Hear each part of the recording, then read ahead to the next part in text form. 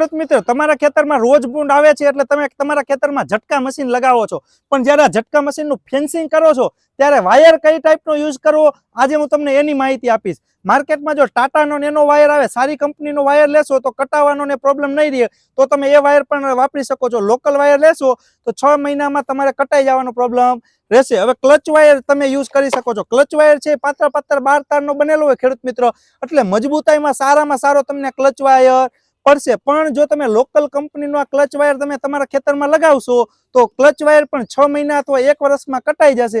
એની કરતાં જો તમે આવી સારી ક્વોલિટીનો બંસલ કંપની અથવા સારી કોઈ બીજી કંપનીનો ક્લચ વાયર લેશો તો તમારે કટાવાનો પ્રોબ્લેમ રહેશે નહીં. તમારે 2-2.5 વર્ષ સુધી આરામથી ચાલી શકશે. તો તમે આ મજબૂતાઈ વાળું પાકું ફેન્સિંગ કરવા માંગતા હોય તો તમે ક્લચ વાયર લગાવી શકો છો.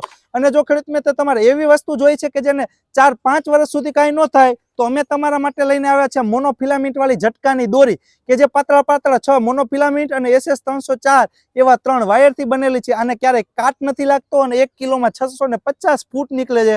આને તમારે 4-5 વર્ષ સુધી આ દોરીને કાંઈ નહીં થાય. તો તમે ક્લચ વાયર સારી કંપનીનો લેવા માંગતા હોય તો ક્લચ વાયર અને આ ઝટકાની દોરી લેવી હોય, બંને લેવા માટે આજે જ આ નીચે આપેલા નંબરમાં કોલ કરી અને તમે પણ તમારા ઝટકા મશીનના ફેન્સિંગ માટે આ ગરેડી ઝટકા વાયર અને ક્લચ વાયર બધું જ તમે લઈ શકો છો.